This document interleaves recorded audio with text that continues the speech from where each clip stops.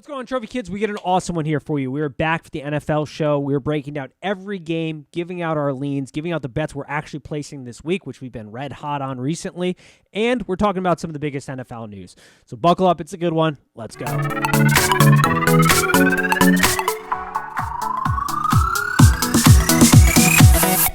welcome to Trophy Kids, presented by Bad News Media. It is October 28th, and we are back for yet another wonderful week in the NFL. How are you doing today, good sir? I am doing fantastic today. How are you? I'm doing good. There's a lot of news to cover in the NFL. We're going to go through it like we do every week, go through the board, talk about it from betting perspective, what we like, what we don't like, what we are betting or what we aren't betting. But I feel like, there's been some big news in the NFL recently. This is kind of when things start to pick up. We've had a nice lollygagging season so far. Offenses have been slow. Now people are wheeling and dealing. And I've got a question for you. At this point in time, if you're a GM, why are you not automatically sending Howie Roseman to voicemail? Because this man is fleecing teams. Robert Quinn is now an Eagle. All the moves he's made, I don't know why anybody at this point is picking up the phone when they see Howie Roseman giving them a call. He does it every year. I mean, it infuriates me because I'm so jealous of what they got up there in Philly. They have a GM who is not afraid to take a risk, not afraid to make his team better. He's not afraid to be aggressive. And yeah, you're right. He routinely is fleecing teams like all the time.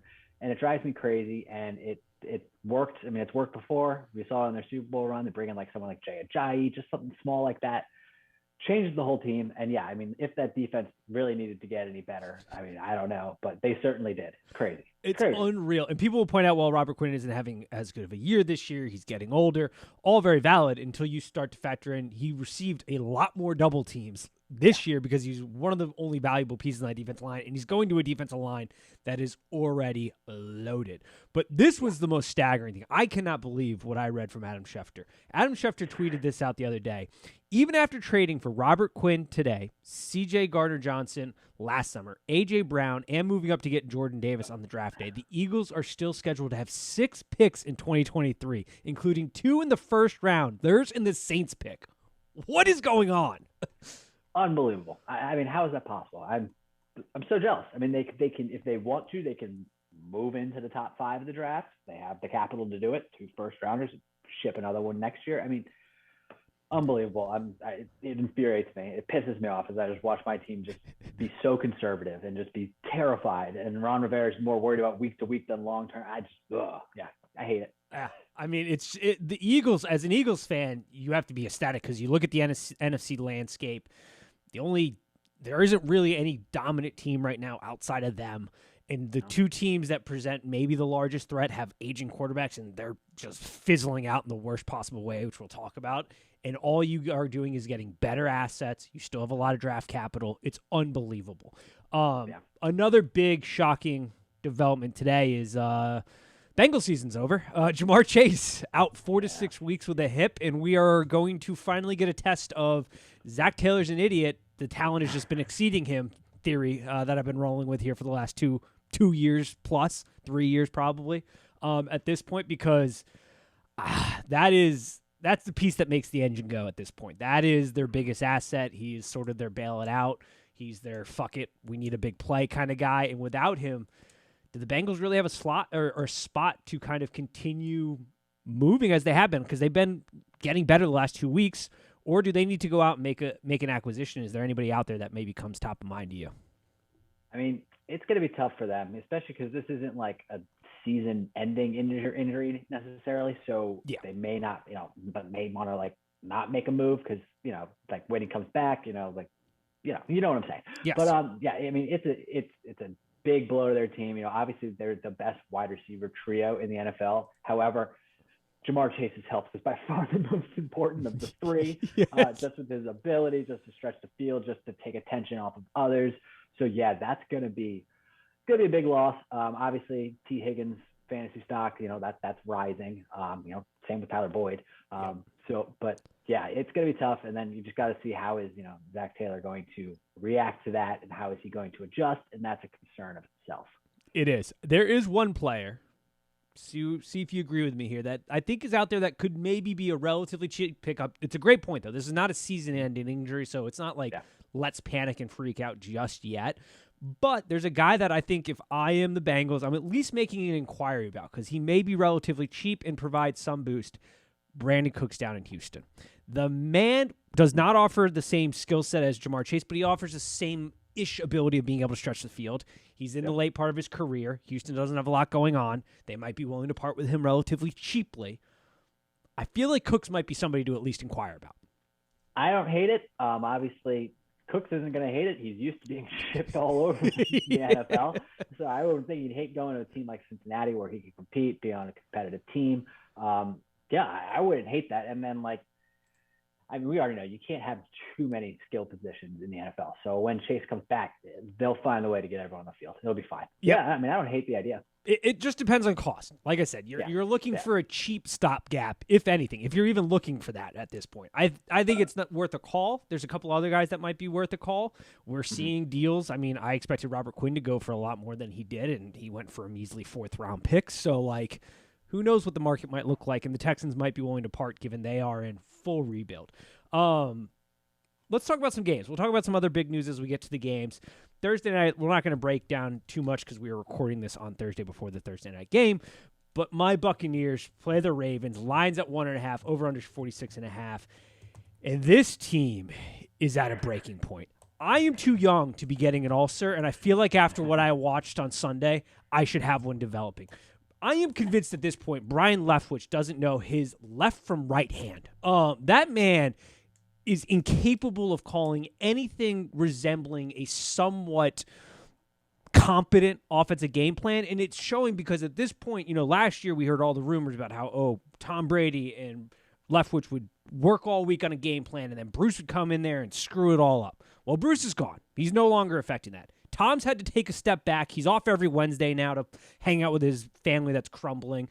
He's taking Fridays off to go to Robert Kraft's wedding. He isn't involved as much in the game plan. It's all on Leftwich. And what have we seen? We have seen an offense that has, for whatever reason, continued to run the ball to spite their face. They are the worst rush defense in the NFL, without a doubt. They have an expected points coming off the rush of -35, I think I looked up.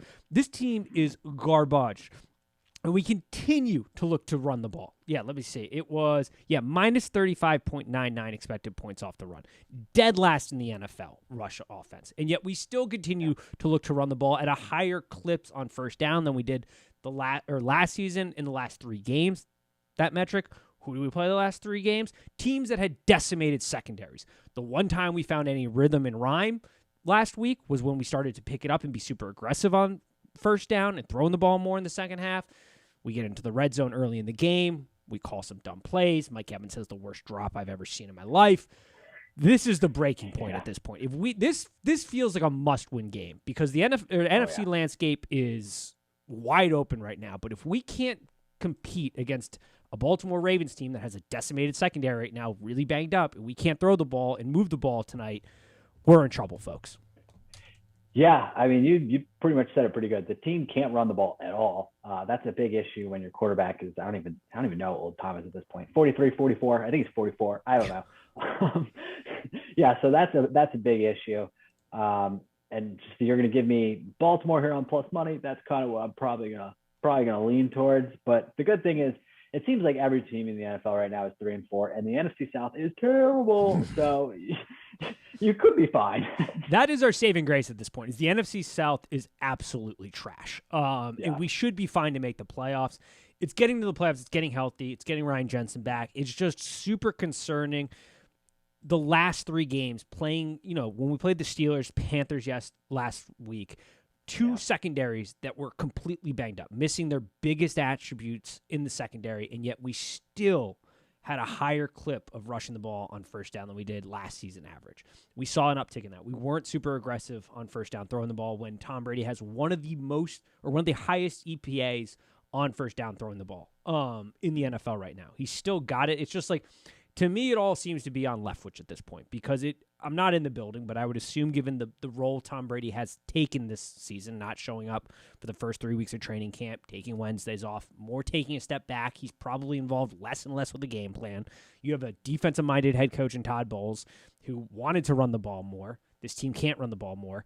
It's just bad. It just comes down to scheme. Tom can still play, Tom is also at fault. I don't want to put it all on Leftwich because Tom's biggest attribute has always been his mind. He is less focused due to his family just falling apart because he wants to play football. I feel for the guy there. His decision, though. I love Tom. But with him taking a step back, he isn't as involved, it would seem like, with the game planning. He mentally isn't there like he's been all his life. So we need the coaching staff to do their jobs and step up a game plan better. And they're just not. So, this feels like a breaking point. We saw it in the year when we went to the Super Bowl and won.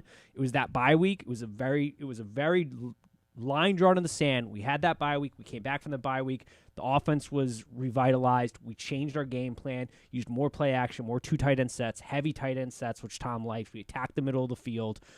We started to do those things more and more. So it feels like this is kind of our line in the sand. We need to get this game right on Thursday night. I have bet the under, but this could be a problem. Yeah. All right, let's move on.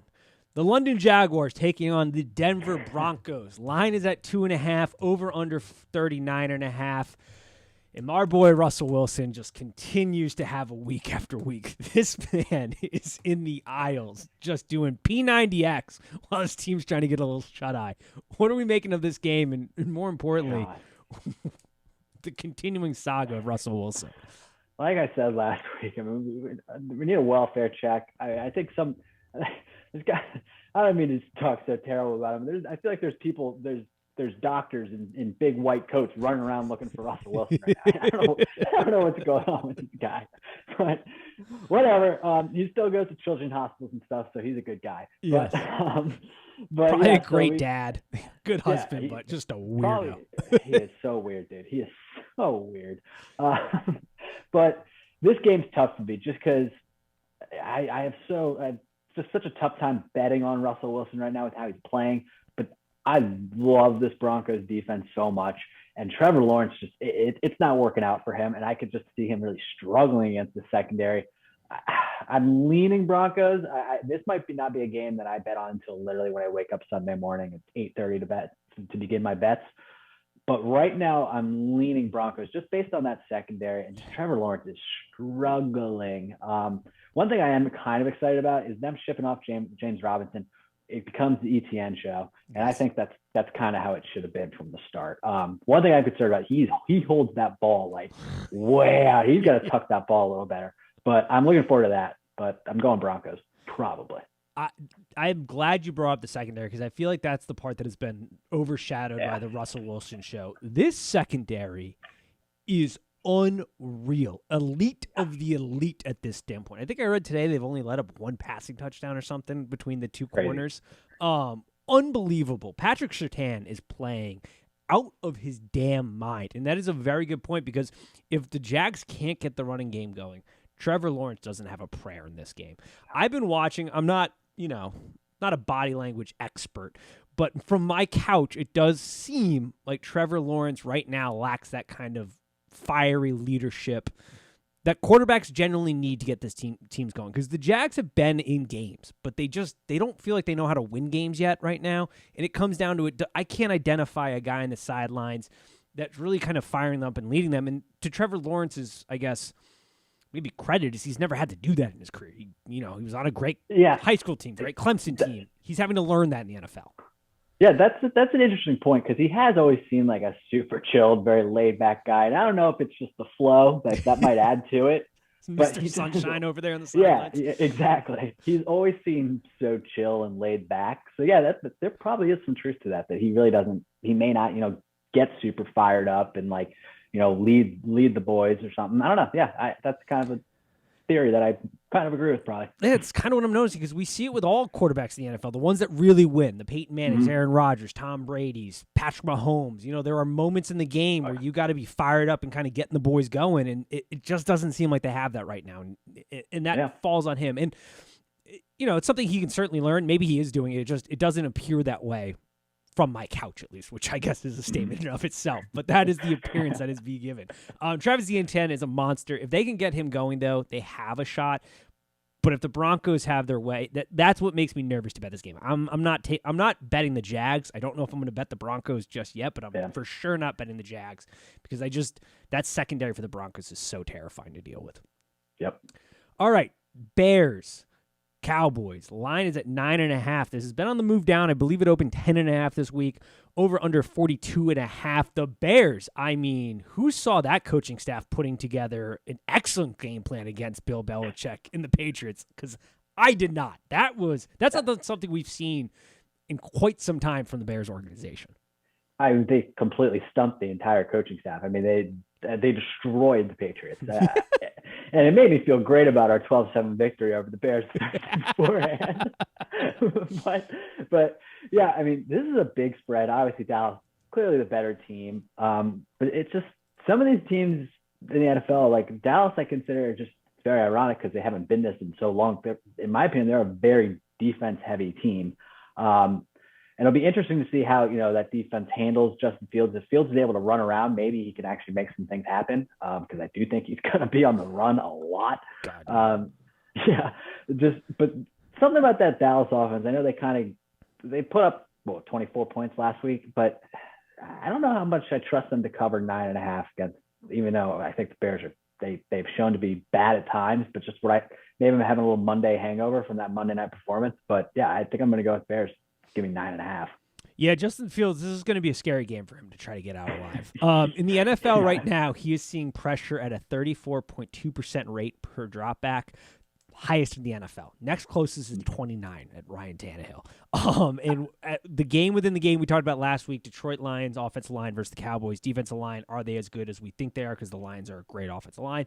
Yeah, they turned out pretty decent in that game. I thought that was a good showing for them. Yeah, they're going to get their opportunities here. And more importantly, we're going to get to confirm our bias against Zeke probably at this point, because Zeke will be out for this game. So it is the Pollard show. He is going to get full load carry for this. Or at least I believe I saw Zeke was out this week. I'm like 95% sure. I should have checked that before I just uttered it out there.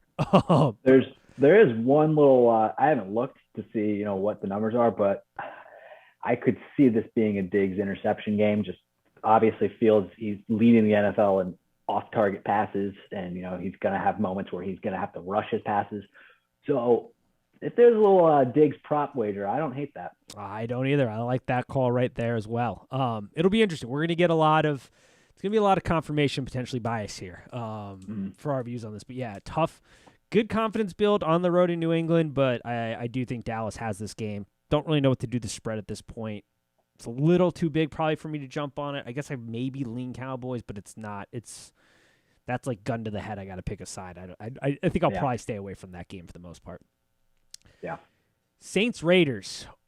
Line's at 1.5. Raiders are the favorite going into New Orleans. Over under 49.5, and it is officially the Andy Dalton show because Jameis Winston, word is healthy enough to play and start and be fine, and yet they are saying, hey, Jameis, why don't you go ahead and take a seat on the bench down there? Andy Dalton show. Can he get a win against the Las Vegas Raiders team that is slowly started to come back from the dead? Not, a great team. We did take the under in their season total wins, but they are showing a little bit better the last couple of weeks. How do we see this game going, and what kind of dynamics do you like in this one? This is a tough one. I think if this game was in Vegas, I would definitely lean the Raiders. But, you're coming to New Orleans, it's tough. It's still tough. Jameis coming back, that's scary in itself. And one thing this team they need to get Alvin Kamara more involved. Maybe this is fantasy bias coming out. He's got no touchdowns on the year. That's insane to me. Just need to get him more involved in the passing game. This is tough. I really don't have a lean on this one. It's just Raiders at home. I feel like they would definitely win this game. So I'm going to just probably stick with the Raiders, but this is one of the toughest games I think on the board for me. I agree with that. I think if anything, this Saints season has once again, and we've said this before, proven that Sean Payton is an absolute offensive genius, which even more so brings about the point of I know Brandon Staley's a nice guy and a decent coach, but if Sean Payton's out there saying that he would consider taking a Chargers job, and you have Justin Herbert, a young, brilliant quarterback who is being absolutely kneecapped by his offensive coordinator, Joe Lombardi, how have we not already fired the staff and called Sean Payton? Because the proof is in the pudding. The Saints offense looks miserable without him scheming that offensive side of the ball. What are the Chargers doing at this point? I would do that immediately. Just to make the immediate switch. Who cares? It's business. Yeah, it's just business. Nothing personal, Brandon Staley. You seem like a very nice guy. You're getting your feet wet as an NFL coach, but Sean Payton is already, the rumors are out there that he is open to the Chargers job if it became available. Give that man a call now. Yeah, Staley he'll get another job. Maybe not head coaching job, but he'll get a job. He'll get a job. He'll be just fine. And he'll be fine. Lombardi should probably just never coach a high efficient offense ever again. That was off topic. I agree. I think that in the home field, all home field advantages in the NFL are not created equal. New Orleans certainly has a home field advantage. See how big that is though this year, given the recent non-success. But I like Andy Dalton as the starter, a little less risk taker than Jameis. Yeah, I probably lean the Saints in that one. The Battle of the Birds. Well, not birds, sorry. Panthers and Falcons. God. I'm looking at the board right now, and I just saw the Falcons and then the Eagles in the next game. So in my mind, I'm like, oh, it's the Battle of the Birds. No. 2 separate games. We're going well on this Thursday. Falcons, Panthers, lines at 4. Falcons are the favorite. Over under 41.5. The Tyler Heinicke and Walker just beating first ballot Hall of Fame quarterbacks last week. 2 former XFL guys. What are we making of this game? It's a tough game because it's just like these are both 2 just like not very good teams, but they have shown where they can kind of be good, which is kind of like the story of the NFL, obviously. God, yeah. But to me, this is going to be a close game. So, I mean, as long as I have that 4 there, I'm going with the Panthers. I think it'll probably, I couldn't see it getting any lower than like 3. I definitely think it's a game where the Falcons win. I just think they have more talent. They're a little bit more together right now than the Panthers are. And then just, can PJ Walker win 2 games in a row? I don't know. So, yeah, I would lean Falcons -4. If this was just somehow really move, I'd probably go Panthers, but I think it's probably going to stay around there. Yeah, I think that's very fair analysis. I think at 3, I'm buying the Falcons. At 4, I'm staying away from them because it's just – I don't like the 4 number. I see this a field goal game, close game. We've seen the Falcons come way down. I mean, just look at their game plan last week against the Bengals. This is a team that was down big, and instead of opening up the pass, which Mariota has shown that he's been competent within this scheme, they just continued to run the ball. I don't know why they kept doing that. That was the weirdest thing. Like, they just didn't want to win the game. I don't understand. I'll never understand, when you don't trust your quarterback to make the throws. It's just like, well, then what are we doing here? Why are we playing the game? Yeah. Why do we get off the bus today? Why is he starting? You have another guy that you could be evaluating right now in Desmond Ridder if you don't trust him to go out and throw the ball. Yeah, I'll never understand it. And if he throws an interception, who cares? Like, you're going to lose if you keep running it. Yes. Like, the Bengals are burning you left and right, cutting through you like a knife through hot butter. And you're sitting over here like, nah, let's go with a nice H-back draw. Like, what are we doing? With no urgency. And Makes no sense. Marcus Mariota has shown that he's been a perfectly capable quarterback within this offense. Yeah, he's not an elite level guy, but he's shown to be very competent and able to run this offense this year, way better than anybody expected. So it just made no sense. Yep. All right. One of the biggest spreads on the board, Steelers, Eagles. Eagles coming off the bye. The line is at 10.5. Eagles are favorite. Over under 43.5. We talked about them earlier. The team that just seemingly continues to get better and better from a roster perspective. They're coming off the bye, which was good because the line was starting to get a little banged up. Get an extra week of healthiness. The Steelers have been a pretty miserable team overall. I mean, they've got some really nice playmakers, but the meat and potato of the team has not been holding together. Been a little bit better than probably expected, but still not very good. Can the Steelers cover this number at 10.5 against an Eagles team that is coming off the bye? That's tough to say. I mean, this is obviously a game that I probably will not bet. But if you made me bet, I could see this being like a 24-14 game. So I guess I'd go with the Steelers. But at the same time, like you said, Philly's coming back off of a bye week. That generally is good. That doesn't always work out. Sometimes, that can affect an undefeated team. But I guess I'd go Steelers with the hook, but you take away that hook, I don't know. I might go Eagles.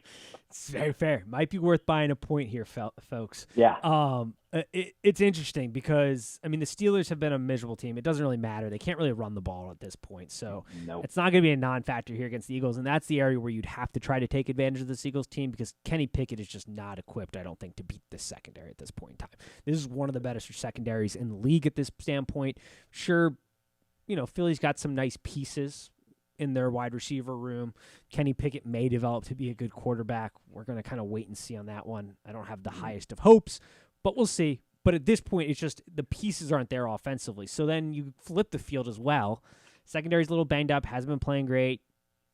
We've got an Eagles team that's had an extra week. Like you said, sometimes coming off the bye, you could be a little disjointed, a little less rhythm to you. I think the one thing that concerns me for covering this spread is the Eagles have shown this ability to get up big early and then just completely take their foot off the gas and just slow it down to an immense pace. So at 10.5 with that hook, I am a little bit worried towards a backdoor cover in this game. I do not see a way the Eagles lose this game. Yeah. But the concern is the Eagles have shown this propensity to get up big, take their foot off the gas, and let teams come back in to do it. So from a betting standpoint, because that hook's on there, I can't in good conscience kind of give out the Eagles pick, I think, at this point in time. Yeah, I agree. Dolphins-Lions, over-under is at 51.5. Line is set at 3.5. Dolphins are favored. What are you doing with Dan Campbell if you are the Lions? What are you doing, I guess, with this franchise at this point? Because if you pay attention to social media, it seems to be a divide within Lions fanhood if you listen to the Woodward Sports guys, which is some of the funniest content on the internet because it can be hysterically bad analysis. But they are starting to get the Fire Dan kind of crowd going. What are you doing with this franchise? Because we knew this was going to be a very big rebuild uptaking, but where are you going with the Lions? Well, I think you kind of said it there. The America's love fest with Dan Campbell at Hard Knocks. That's over. That's very over. The Lions are a bad football team. I mean, just horrible. They've scored 6 points in the last 2 weeks. They needed a bye week like none other, so they got it. But first looking at this board here, I would go under just because I don't trust the Lions, their offense right now. Personally, I think they should probably move on from this staff of just a bunch of former players. I don't think that's ideal. Literally everyone on that coaching staff used to play in the NFL. And obviously they know a lot about football, but still, maybe always need a translate. Yeah. Yeah, it doesn't always translate. So yeah, I would probably move on from this staff. I mean, they could do it now or they could do it at the end of the season. Who knows? But that would be my thoughts on this team. And then they need to address quarterback at some point. Jared Goff obviously is not the answer, but so do a bunch of teams. Everyone needs to address the quarterback. But yeah, they need to continue the rebuild, but probably with new coaches, maybe new GM. Yeah, maybe a complete just bomb it all again. Who cares? They're always bombing in Detroit anyway. That team, they fired Jim Caldwell. He was the best coach they've ever had.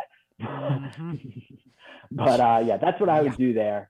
And then looking at this game, yeah, like I said, I'm kind of surprised it's that high just because, these are two teams that have shown they can be high scoring, but recently they haven't really been. So I'm surprised that total's at 51.5. So my initial reaction is under that.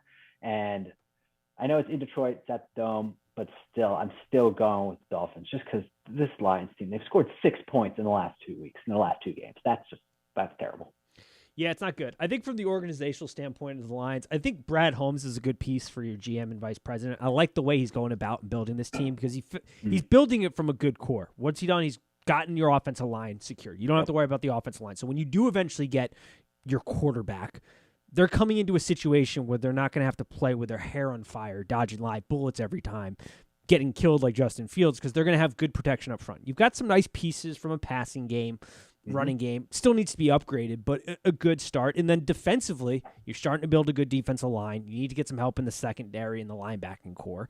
But it does seem like the vision, at least from the front office, seems to be in the right direction. You have some picks at home.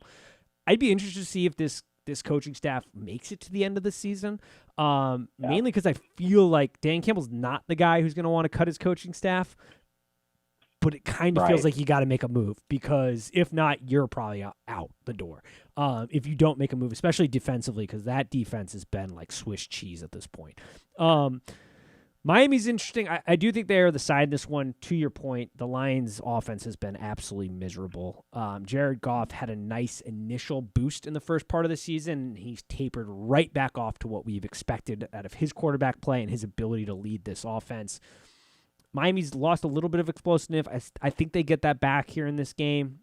I think the wide receiver core eats in this one. I do like Miami. I don't hate the under like you proposed there at all.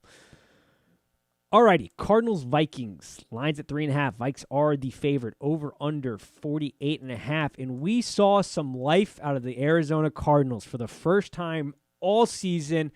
And I guess it shouldn't have been that surprising. We know that Hopkins, he's a phenomenal wide receiver, has been Kyle Murray's absolute crutch since being in Arizona. The production of Kyle Murray drops off a cliff as soon as Hopkins isn't on the field. Getting him back was huge, but they are facing a Vikings team, which is arguably the second best team in the NFC, a very good football team. Can the Vikings hold off the Cardinals in Minnesota in arguably one of the best home field advantages in all of professional football? Yeah, I mean, you said it. The Vikings, 1 p.m., nice dome, nice air-conditioned dome. They are a phenomenal team. I feel pretty good taking them 3.5 here. And if some crazy reason to drop to 3, I'd be all over it. But yeah, either way, I feel pretty good about it. Yeah, the Cardinals, they showed some life last week. Kyler Murray screaming at his coach. He's showing some emotion. Cliff Kingsbury kind of judge you. Just let them scream at you on national television. But whatever. But yeah, getting Hopkins back is huge for that team. I do think that you'll see a much better Cardinals team than we have seen, at least for a little bit. Then they'll probably sputter again and it'll be a disaster again. But this game here, you said it, Vikings at home, they just roll when they're at home. I like them here at 3.5. This might be one of my favorite games on the board, honestly. Yeah, I've already bet the Vikings. Wish there wasn't the hook, but I took the Vikings as a bet on this one. Coming off, they were on bye last week. Yeah, they were on bye last week. Mm-hmm. Yeah. This is about the time where we start to see defenses figure out Cliff Kingsbury in this offense. There is a very stark difference in production value from the Cardinals. It was the same thing at Texas A&M when he was there. He just doesn't adjust his offense really at all as the season progresses. And you've got the Vikings coming off a bye here. Sure, Hopkins is a big juice, but I think that's the reason we're seeing this line at 3, because if he wasn't on the field, this line would be much bigger. He is worth a couple points to the point spread at this point due to his value and production to this offense. And so that scares me right off the bat with the Cardinals, is the Vikings have had an extra week to prepare on the bye week, get a good game plan, and I have much more faith in that. And then offensively, the fear is always what kind of Kirk you're going to get. It's not a primetime game. That's good. It's another week to kind of get used to the new system, work with the coaching staff on what you like, you don't like. Sometimes that can be a bad thing. I think that's going to be a good thing here. I do like the Vikings. I've already bet them. That is a bet I've placed this week. So, yeah. All right. New York Jets versus the New England Patriots. Line is at 2.5, over under 40.5. Patriots are favored. And my question to you is the party over for the New York Jets this season? Yep, done. It's over. I hope that kid got enough ice cream, because I don't know if he's going to get a lot more. Yeah, exactly. Yeah, the Jets, they clearly had realized they needed to be the Breece Hall show. And tragically, he went down, which is really a bummer because I loved watching. He was a beast. Yes, he was. Yeah, so he'll come back and he'll be good, but Zach Wilson is not ready to, put this thing on his shoulders. Honestly, as crazy as it sounds, if it gets real, if they drop a couple, do you bring Joe Flacco back? You read my mind. We've been doing this so long. My next follow-up question was, at what point do we bail on the Zach Wilson show? Because it feels like we're getting to that breaking point. With the record they have, you got to take advantage of this situation here. So I don't hate the idea of trying it out if it gets real ugly with Zach Wilson after a game or two, which I think it possibly could.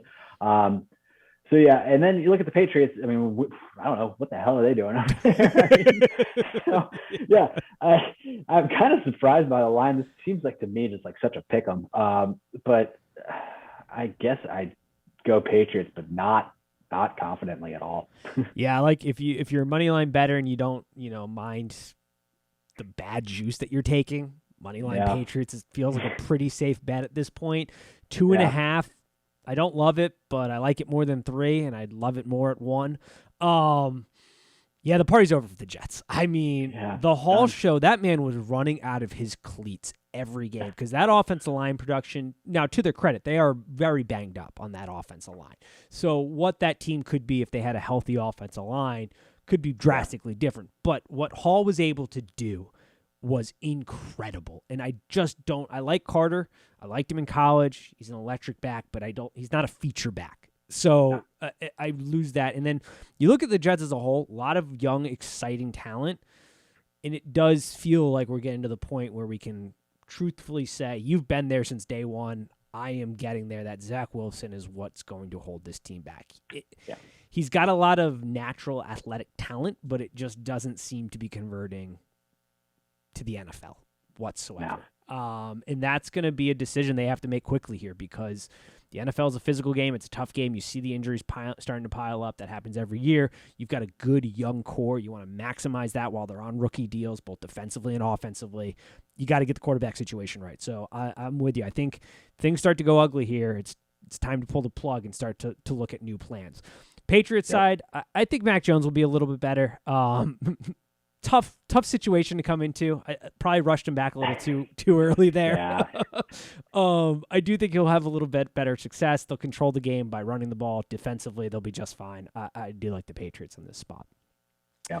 All righty. I don't have a lot on this next one. Titans, Texans. Line is at 2.5. Titans are the favorite. Over under 40.5. Titans seem to be getting a nice new stadium. Saw that coming out. I mean, saw the joke too. It looks like a little bit like a Topgolf place, and I don't disagree with that take either. I don't have a ton on this game. I don't really know what to make of this. I think I'm being stupid and not thinking about this and just saying bet the Titans here, but I just don't have a lot on this one, if we're being completely honest. I'm kind of with you. This is kind of one of those spreads actually where I looked at and was kind of like, I mean, I think this is, you don't really need to overthink this and take the Titans. They'll win by a field goal. Yeah. I mean, that's all I got. I don't really know why the spread's 2.5. It's a very good point. All right. Well, that does it for that one. We'll make it quick and easy for you folks. Yeah. A much more interesting game at the 4:30 spot. Giants Seahawks. Seahawks are favored -3 over under 44.5. This game presents some very interesting matchups. The Giants, a surprising team so far. Can they keep rolling like they have been, or is this kind of a stopping point, a little speed bump in their season journey? The Giants, like we've been through it. They are just such a perplexing team. And, they're in the same division as my team, but my hatred for Philly and Dallas has always been so much stronger than it has been for the Giants. Like, I weirdly almost kind of like this Giants team. Like how are they doing this? Like, it's a very good question. It's so bizarre. They just keep winning. And it's like part of me really wants to take them on the money line here, but then another part of me is like, traveling all the way over to Seattle, like that's big. So I think I'd take them on the spread. I'm tempted to take them on the money line, but I don't have the guts to do that right now, but I wouldn't be surprised. They keep winning. They keep finding ways to win. Dable has completely coached turnovers out of Daniel Jones. It's unbelievable. I don't know how he's done it, but he has. And it's going to be interesting with the Giants too at the end of this season with Daniel Jones. I'd go with them on the spread. Really want to take them on the money line, but I don't think I can do it. And I'd probably go under. Yeah. This is one of those games where travel does start to become part of the handicap because the Giants have had a rough traveling schedule. I mean, they just went down to Jacksonville. Now they're having to fly out to the West Coast and play a 4:30 game. It's a 1 o'clock They've been to game. London. Yep. Been to London. Like, this is where the body is starting to feel the effects in that, and I think in that rehab room up there in New York. So that becomes part of the handicap for sure. Another part of the handicap is Daniel Jones, which I had talked about preseason. We had discussed about if anybody's going to get the most out of him, if we're going to get the best evaluation of Daniel Jones, it's Dable because of what he was able to do with Josh Allen, who everybody knows the product now. But when Josh Allen came into the league, he was this big physical guy who could run and throw the ball 1,000 miles. But he had a lot of things he had to work on. Dable was able to work those kinks out. Now, Daniel Jones, not as good of a skill set, but a similar type of deal. Big, strong guy, can throw the ball decently, got wheels on him. Still seeing a very high level of pressure and stepping up and dealing with that very well. The key, though, to this Giant success is the Barkley Show, which we both called for preseason, that it is going to be the Barkley Show 101 all the time. It's either going to work well or they're just going to burn him to the ground, one of the two, and it's worked. His route violation has been immaculate this season. Yeah. Unbelievable. There's just kind of going a little bit off topic, but some running backs right now are playing out of their minds. Josh Jacobs, Saquon Barkley, Josh Jacobs, we didn't talk about when we talked about the Raiders game. He's playing out of his mind. That man. Oh my God. It's a contract year. It's going to be interesting because, he's a running back. What's going to happen? I mean, do they franchise him? I feel like that's so dirty to franchise a running back out of all positions. Yep. But man, it's going to be interesting to see what happens with him. After the season he's getting, he puts them in the worst type of spots because somebody's going to pay him money. Somebody's going to make the mistake. And it sucks to say because we know, though, at this point, the sample size is out. Paying running backs big contracts does not work out. But, man, has he earned that dollar. I mean, it's – the season he's having is incredible and feels like going under the radar through the national media for sure. Yeah. Another guy, though, turned his entire career around. I don't think a single soul in the world thought Geno Smith would be having the battle having the career he's having. And the fact that he had a battle in training camp, how good is Drew Lock now that he's out of Denver? Because how was that a battle in training camp this season based on the season that Geno's having? Yeah, that's a great question. Like, should teams be inquiring on Drew Lock? Like, what's going on? Because Geno knows the offense and he's playing awesome right now. Yeah, like a week before the season, Pete Carroll was like, "Yeah, we still have an open quarterback battle," and then we see what Geno's done so far in this season. It's like, how in the world was Drew Lock competing with this guy? This man has been playing unreal football, top tier this year. It's crazy. I know. But yeah, that's the key to the success here for the Giants. They have to be able to run the ball. If they can't run the ball and it becomes entirely on Daniel Jones with the banged up weapons he has on offense, I just don't know that they have enough juice to stay with this Seahawks because the Seahawks are going to get their points in this game. Kenneth Walker, monster. Geno Smith, monster. DJ Metcalf, monster. I mean, the whole team just monsters right now. Kenneth Walker is a monster. Oh my God, unreal, dude. He is electric. Unreal. Great fantasy pickup on my part for my leagues. Yeah. Let's talk about your Commanders. Arguably the surprise of the week for most, but we were on this show and very honest. If anybody could do it, Tyler Heineke could go out there and he could just win you with the fuck it attitude. Going out there, beating the Packers. They're playing the miserable Colts who have now benched Matt Ryan. Poor Matt Ryan in the way his career is whimpering off. The line is 3. Colts are favored in Indianapolis. Another good home field advantage over under 39.5. One, you got to be feeling good after last week. And does that carry over to this week? I think with someone like Taylor Heineke playing, it does just because he's got the moxie and everything about him. This is, not that the Commanders are not a good team and everything, but I'm kind of surprised that we're dogs by 3 in this just because Matt Ryan's benched. Obviously, that could go either way. I mean, you've seen it where, like, no one's really seen a quarterback play and they come out and it's like, shit, we don't even know how to, like, defend this guy. And he is mobile. Ellinger's mobile. He was okay in college, so we'll see what happens. But one crazy thing is we gave up 0 third down conversions to Aaron Rodgers last week. Insane. That's insane. This defense has just completely 180'd after the first 2 weeks. And, everyone was on the fire Jack Del Rio train. And then all of a sudden he deletes social media and the defense is awesome. Kind of ironic how that happened. But I like us here at 3. And this is crazy. I almost like us on the money line, but I'm not going to go that crazy just because, that would be 3 in a row for us, and I don't see that happening. Yeah, it's tough. But it's something we've talked about with the Colts. Their offensive line historically has been great. This year, though, is having a down year. You bring in Sam Ellinger. We talk about it all the time. That backup quarterback that has that fuck it mentality is one of the most dangerous quarterbacks in the league, but his skill set doesn't, I think, lend itself well to what the Colts want to do offensively whatsoever. Right. Yeah, and we've seen the Commanders' defense come a little bit along. Like you said, great game against, even though the Packers are having a very down year, which we'll talk about in a little bit, it's still incredibly impressive what they were able to do. Aaron Rodgers, who's a Hall of Fame first ballot Hall of Fame quarterback, still got oozes talent out of him. So yeah, it's certainly impressive. I love Tyler Heineke. I love what he brings to the table. I'm with you. I think I'd follow you right in there with the Commanders. Yeah. One other thing I really want to add is just kind of funny is I could have saved the Colts $45 million. I could have told them Matt Ryan was Dunzo. Dunzo. He was Dunzo last year. And all he had to do was watch him. I mean, he's great career, borderline Hall of Famer, but that was not a good move. You were one of the first people to point out when he went statue on us in the pocket and just had zero mobility. And then last year we're ringing the bell, the arm talent's going, and here we are now. Yeah, it could have saved them a lot of money, and I would have just taken 1% of it. We need to start a consulting firm, an NFL consulting firm, to save these. Like I could do the college coaches one and save universities millions upon millions on coaches. Hire like Jimmy Lake in Washington. That deal was. Those of us that sit on couches, we have a different perspective of the game. I mean, it is consulted. The Emmanuel Achos, who are just firing off some of the worst takes I've seen. If we had a worst take award, he'd be winning it this week with his continued hatred for Justin Herbert. But those guys were like, well, I played the game. I know more. We got a different perspective, bud. I like our views right now on this. Yep. It takes somebody coming from outside the industry to disrupt the industry. We're not indoctrinated through playing the game at the highest level. But, yeah, I'm with you. Absolutely. All right, 49ers Rams. Over under 42. 49ers come into this as a favorite in Los Angeles at 1.5. They will probably be the home team, even though they're away, just due to the crowd size. Yeah.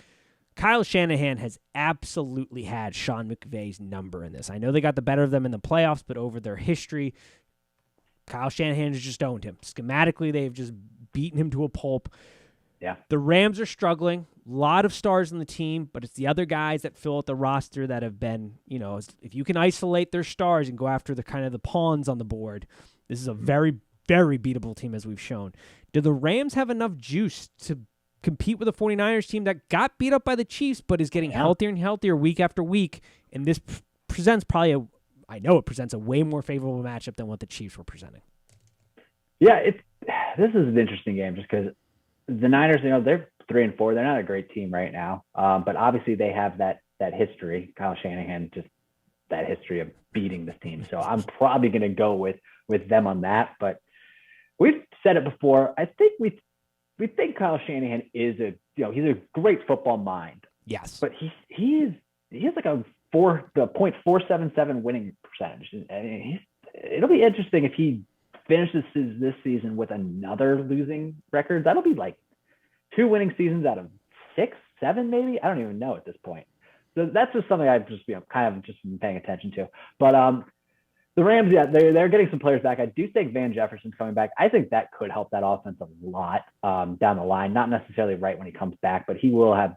They need someone else to be able to stretch the field. They need that badly. But just based on the history and the Niners just kind of always going and beating this team, I'm going with San Francisco here. Yeah, Kyle Shanahan has an incredible ability when playing the Rams to neutralize Jalen Ramsey, Aaron Donald, and the other kind of stars, and just pick apart the other guys that are just on the roster. He's done it year after year with this team. I know they got the better of them in the playoff, but he's able to scheme it up against this team. And then defensively, they're able to kind of know what Sean McVay is going to throw at them and be prepared for it. And we've seen this Rams offense struggle without that guy that can really stretch the field. Odell is in the wings. He gets a little bit healthier here. They might be able to pick him up on a discount here in a couple of weeks when he's actually able to play. That would help him. Getting Van Jefferson back, like you said, is definitely going to be an add. We'll see if he's really a factor, though, in this game. Yeah.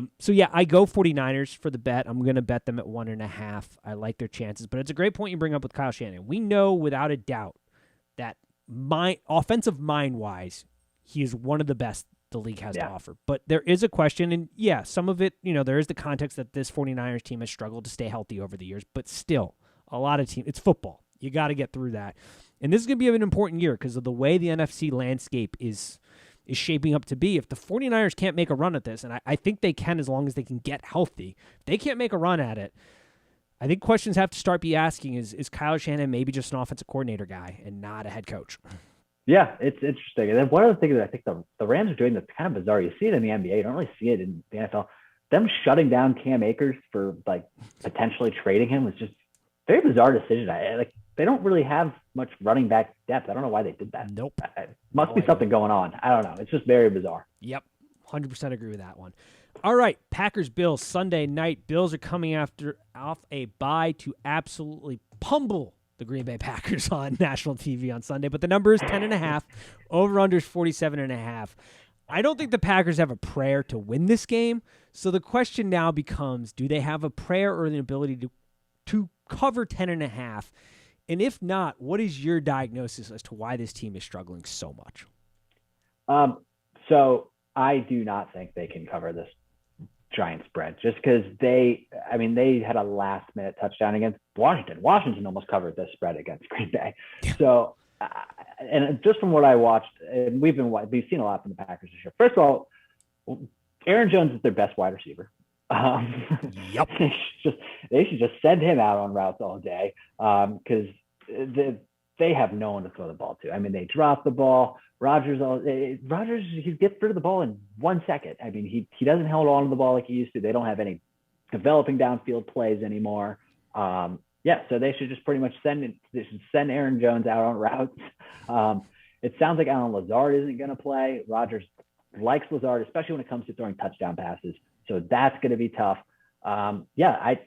This team they don't have an identity really. They're not very good. I don't think they're going to be able to cover the spread. I think Buffalo's going to crush them, which is unfortunate because this should be a good game. And then one quick side note, it's just like we are seeing so many of these older quarterbacks go, just Rodgers. We'll see about Brady, Matt Ryan, and then just their careers are ending kind of tragically. And then just quickly bounce it over to the NBA, LeBron James. I mean, what is happening? It's sad. We're losing a decade here. Yeah, these legends are just they're looking real ugly at the end here. And I think Rodgers, I don't see the Packers. I could see the Bucs getting it together. I don't think I could see the Packers getting this thing together. Yeah, the biggest difference, because people have been making a comparison to the Packers, obviously Aaron Rodgers, Tom Brady, two Hall of Fame quarterbacks, very similar. But the biggest difference is there's a giant talent gap between what the Bucs have to offer and what the Packers have to offer. And I think he hit it perfectly. I don't think there's a whole lot of trust in the offensive system for Aaron Rodgers. He has the quickest release time right now in the NFL. He's dealing with the 8th most drops in the NFL right now. He doesn't have a lot of trust in his wide receivers. David Bakhtiari, his best friend and most reliable offensive lineman, has been banged up. Another, we talk about the example and great guys that bet on themselves and pay out well. Bakhtiari is a guy who said, nope, I'm taking my money now, screw betting on myself, and that has paid dividends because that man has not been healthy since signing his extension. I feel bad for the guy, but the offensive line isn't there. You have zero talent at wide receiver. Jones is your best attribute, and you don't seem to be using him week to week in any fashion that makes any form of sense. I mean, he is the most talented player, arguably on the field at times, and you don't seem to be scheming it up for him the majority of the time, which seems baffling. So it's just a mixture of a lot of bad things. No trust in the offensive system for Aaron Rodgers. The scheme is really bad, and it just lacks talent. Yeah, and not that this is very surprising, but Rodgers is taking zippy responsibility. He's just like, well, got to try new guys, I guess. These guys just aren't cutting it. Okay. You're not playing great either. Yeah, no. Just like it's not all Leftwich's fault. Brady has responsibility in there. Yeah. But like same thing. I do think it falls more on the coaching staff and the front office for what they've done, but there is responsibility on Aaron Rodgers' shoulders here for this epic failure this season. And then the defense, I mean, they built that defense with the philosophy of we're going to be playing with leads. Teams are going to have to throw on us, and they built it to sustain leads. And so when they're not playing with a lead, that defense just gets shredded. They just get run all over. Yeah, and now you're facing a Bills team coming off a bye. They're going to have some wrinkles in their game plan. They're probably going to throw some stuff at you that you haven't seen on tape yet. They're going to scheme some things. It's going to be a rough primetime show on Sunday night. Yeah, I think so. All right, Bengals, Browns. This game has become much more interesting due to some injury news. As we talked about, Jamar Chase is out 4 to 6 weeks, and then the Bengals are going to be missing their most effective defensive weapon. The line is at 3.5, over under 45.5. The Browns do seem like they are similar to the Bucs at a season breaking point. If things can't break well here, pack it up and go home. Do the Browns have a shot on Monday night in Cleveland to cover this number or to win against the Bengals team that was resurging, but with some injury news is in some hot water? Yeah, I do think the Bengals they could be in a little bit of trouble, but I still think they can win this game. it's probably a game that I am going to wait to bet until like Monday, praying that it goes down to 3, because then I feel real good. That hook, though, that definitely scares me a good bit. But I don't know. The Browns have really been struggling. Jacoby Brissett, he's kind of regressing, obviously, the more he plays. And it's like we said, it's another lost season for this team. So I kind of think they'll still go down. If it doesn't move and it stays at 3.5, I'll probably still take the Bengals, just because I can't have a Monday night game and just not have any action. So I will go Bengals, but I'd love it to go down to 3. So this is something we've been talking about. This is a betting point we gave out last week, courtesy of Warren Sharp, who turned me on to this. And then as you look at it more and more, it becomes more and more apparent how this is a theme that as bettors, we try to give you something here that you can take home and start to look at. The Bengals' second half are just a night and day difference, team-wise. They come out and make insane adjustments. Defensively, most importantly, they make crazy adjustments. So far, in the last 13 quarters, the Bengals have let up a total of 22 points. It goes 0, 0, 0, 3, 7, 0, 0, 0, 0, 0, 3, 3, 3, 3, 0 last game. So crazy. When you look at them half to half, they are, from a defensive standpoint, the number 2 best defense in the second half when it comes to points allowed. 3.6 total points allowed in the second half. They are dead last in first half points. They give up the most. Let me just make sure I have that correctly here. Or they're second to dead last, I think. It's just a completely different team half to half. So that is something that you want to be looking at, I think, from a betting perspective. Something to keep an eye on, an opportunity potentially for you to go ahead and do that and take advantage of that. I'm getting that number right now. Or I apologize, they're not as bad. They're fourth last. They give up 14.6 points in the first half compared to 3.6 in the second half, which is number 2 least amount of points. Only Unbelievable. The Buffalo Bills are ahead of them. So the adjustments are there. Good second half team to bet here. That's where I'll probably look to make a wager, see how the game is going, see what the numbers look like in the live bet. But yeah, I'm going to wait to see what this offense looks like without Ja'Marr Chase, because I just don't have a lot of faith in Zach Taylor. And I can't put my money there until I see what they're going to look like schematically without him. Yeah, it's tough too, for sure. Alrighty. Anything else before we wrap this up? No, I mean, tough board, but I like some of them are tough, man. But like my favorite is probably the Dolphins. Yep. I don't know. I'm with you. Yeah. I don't love the board, but I got the Dolphins locked in already. I got the Vikings locked in. I like the Pats. Yeah, Vikings. Probably. I've got the 49ers locked in. Those are the 3. And Titans. Titans, I mean, that's our like it's such a no-brainer that I don't even think about it. Don't think about a game of the week. That's what we're calling it. All righty. That'll do it for us. Happy betting, and as always, peace. Boom.